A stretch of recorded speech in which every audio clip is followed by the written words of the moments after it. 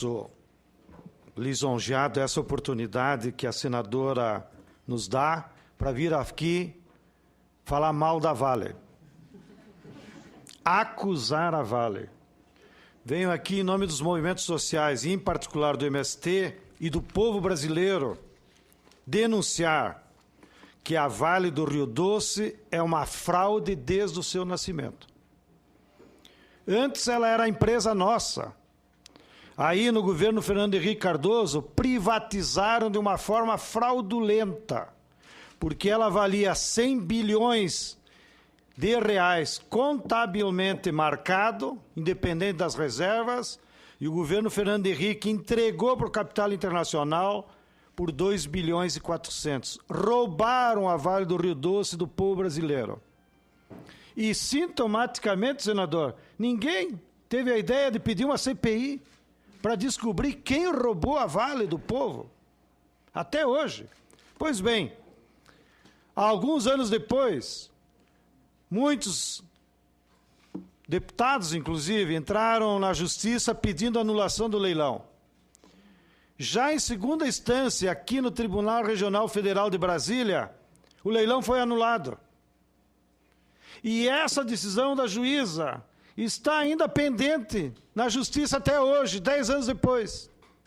E ninguém sabe por que o processo não anda. Porque a decisão de segundo grau já era que o leilão foi completamente fraudulento. A Vale mudou de nome, ficou só Vale. Agora, quem manda na Vale é 58% capitais financeiros, que tem o Bradesco de testa de ferro, mas seus verdadeiros proprietários são americanos, de fundos de investimentos, e 42% permanecem a brasileiros, seja do Fundo de Previdência do Banco do Brasil, que deveria ser nosso, e do BNDES.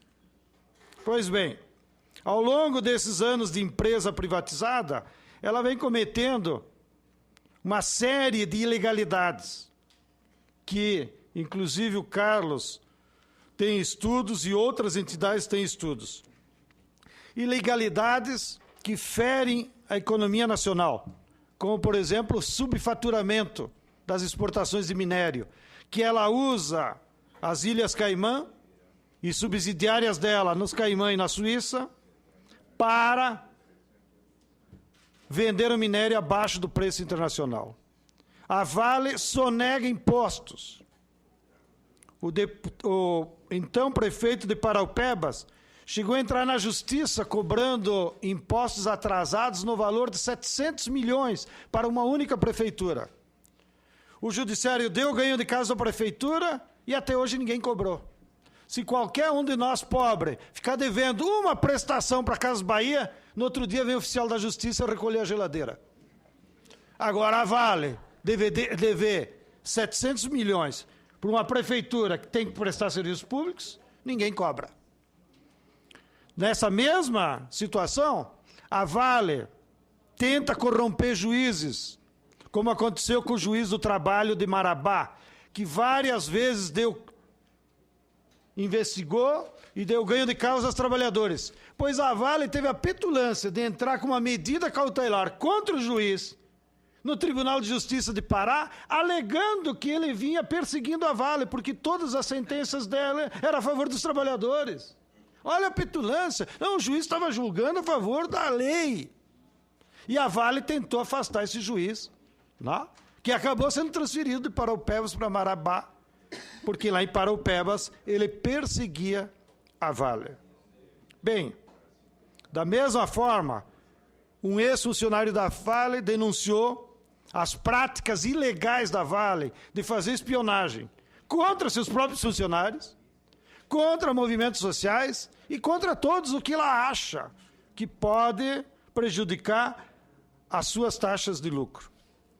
No caso especial do MST, como o companheiro Charles, que está no filme, já denunciou, e esse ex-diretor de espionagem fez as denúncias, eles seguiram sistematicamente as lideranças da região.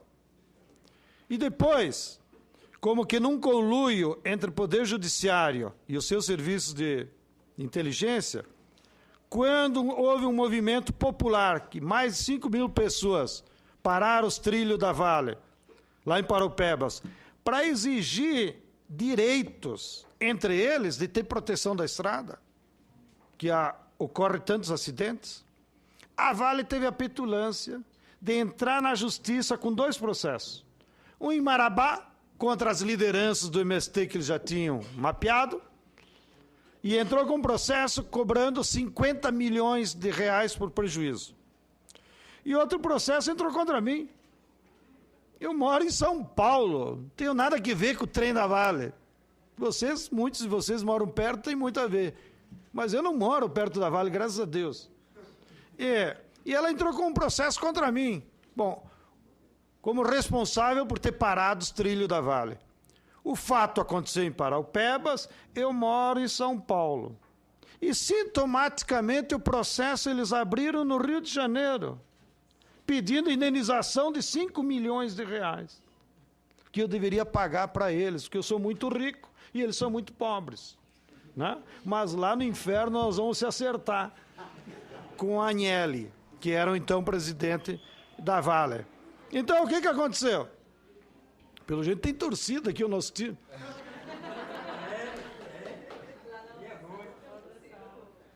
Então, corre esse processo aí na Justiça do Rio de Janeiro. Os nossos advogados do MST, primeiro, por que eles abriram no Rio de Janeiro? Provavelmente porque no Rio de Janeiro tem uma aquiescência de poder judiciário. É lá que está o escritório deles. Eles têm contratado o melhor escritório do Rio de Janeiro, onde tem ex-ministros do STF, senador Suplicy, trabalham para a Vale e sabe todos os caminhos das pedras, denunciado pelo Carlos Drummond. E o processo está lá. Aí, no meio do processo, os nossos advogados disseram para o juiz: senhor meritíssimo lá, o processo tem que correr como sem custas judiciais, porque o rapaz aí, o João Pedro, não tem bens nenhum. Né? Como de fato é verdade. Bom, a empresa fez um serviço de espionagem e inteligência, e ela é muito inteligente, e durante várias semanas filmou, fotografou uma casa num bairro lá de São Paulo e mandou as fotos, anexou as fotos dessa casa, dessa mansão, ao processo, provando que a mansão era minha e que, portanto, não poderia haver isenção das causas judiciais. Bom, o fato foi tão ridículo e eles devem ter gastado tanto dinheiro para fazer essa espionagem de saber onde morava, que o que eles filmaram foi o escritório da advocacia do Luiz Eduardo Grinaldo. Eles filmaram o escritório. Né? E está lá nos processos, como coisa normal. Então, veja a petulância dessa Vale. Por último, aproveitando em homenagem aos companheiros da Guiné. A Vale é tão prepotente na sua forma de agir, que lá na Guiné, ela se associou com picareta de Israel e comprou a licença de exploração do minério de ferro por 1 bilhão. Agora entrou um novo governo democraticamente eleito, que não era corrupto como o outro, e o novo governo entrou com processo e anulou a licença, porque foi corrupção. Então a Vale vai perder na Guiné 1 bilhão. E nenhum senador vai pedir CPI? Ué, também não afetou os interesses nacionais? Por que ela gastou esse dinheiro corrompendo os governantes da antiga Guiné corrupta? E aqui ninguém vai pedir CPI? Afinal, 42% da Vale continua da Previdência do Banco do Brasil e do BNDES. Então o BNDES deveria pedir CPI, para que a Vale devolvesse pelo menos 42% do dinheiro que ela vai perder lá na Guiné. Mas isso eu digo como exemplo da prepotência que a Vale exerce em todos os campos. Olha aqui todos os testemunhos que foram dados, do jeito que eles atuam com a justiça, do jeito que eles atuam financiando campanhas dos políticos, do jeito que eles atuam com os movimentos sociais. Então, para encerrar, eu queria pedir aqui aos senadores que aproveitem a CPI da Petrobras, já que agora ela é ampla, e faça uma pequena investigação das estripulias que a Vale está fazendo. E nós aqui, como representantes dos movimentos sociais, queremos deixar claro para vocês, nós vamos lutar dia, noite, outro dia de novo, noite, todos os dias,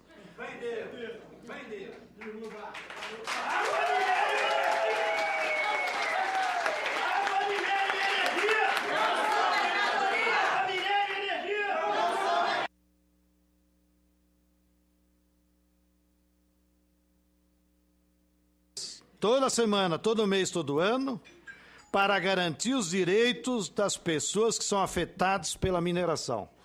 Mas, mais além disso, nós vamos lutar todos os dias, incansavelmente, até que um dia a Vale seja reestatizada.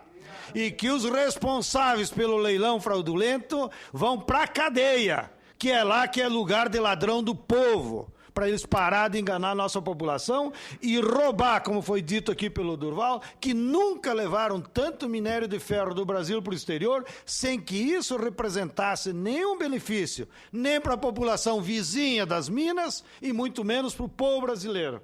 Porque, também como herança maldita do governo Fernando Henrique Cardoso, foi aprovado nessa casa a Lei Candir, e que, infelizmente, nem vocês do PT tiveram coragem de revogá-la. Porque a lei de Candir isenta